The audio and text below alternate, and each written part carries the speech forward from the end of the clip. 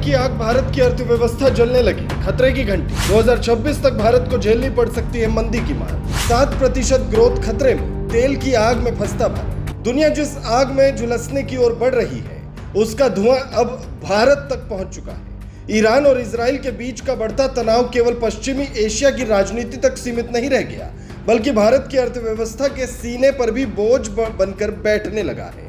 भारत सरकार के मुख्य आर्थिक सलाहकार वी अनंता नागेश्वरन की चेतावनी किसी हल्के बयान की तरह नहीं, बल्कि साफ इशारा है कि अगर हालात नहीं संभले तो भारत को भी इसकी भारी कीमत चुकानी पड़ सकती है। नागेश्वरन ने साफ साफ कहा कि यह संघर्ष भारत के लिए बिल्कुल भी अच्छा नहीं है।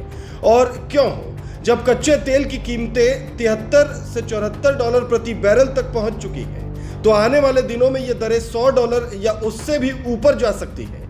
ये सिर्फ एक आंकड़ा नहीं है, यह देश के हर नागरिक की जेब पर चोट है, हर इंडस्ट्री के बजट पर हमला है और हर व्यापारी की नींद उड़ाने वाली खबर है। जिन्हें लगता है कि भारत इस झटके को झेल सकता है, उन्हें याद दिलाना जरूरी है, जब 2022 में रूस यूक्रेन युद्ध शुरू हुआ था, तब भारत ने $100 प्रति बैरल की कीमतों के बीच खुद को किसी तरह संभाला था। लेकिन कब तक?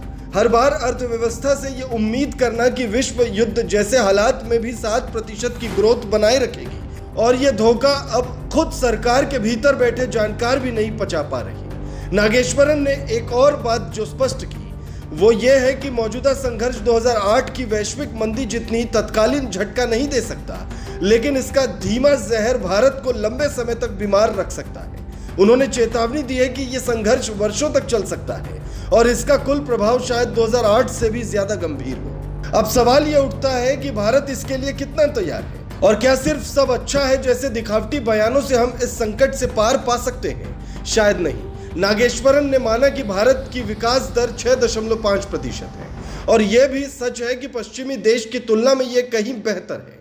लेकिन क्या यह सिर्फ तुलना में बेहतर होना काफी है?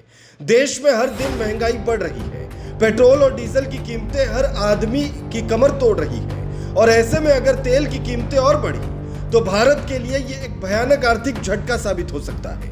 ये झटका न केवल विकास दर को गिरा सकता है, बल्कि भारत की आत्मनिर्भरता की योजनाओं, एक्सपोर्ट ग्रोथ और रोजगार निर्माण को भी पीछे धकेल देगा। नागेश्वरन ने भले ही टैरिफ यानी व्यापार शुल्कों के मुद्दों पर अभी टिप्पणी करने से परहेज किया, लेकिन अगर भारत की प्रतिस्पर्धी देशों को अधिक रियायतें मिलती है, तो हमारे निर्यातकों के लिए बाजार में टिके रहना और मुश्किल हो जाएगा।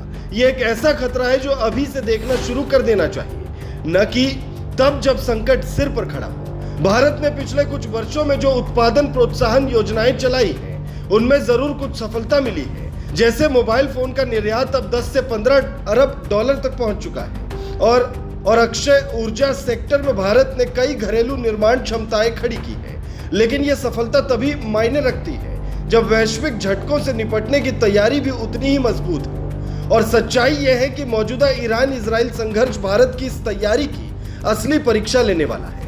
नागेश्वरन की इस पूरी चेतावनी को अगर सिर्फ एक औपचारिक टिप्पणी समझा गया, तो यह भारत की आर्थिक रणनीति के लिए आत्मघाती होगा।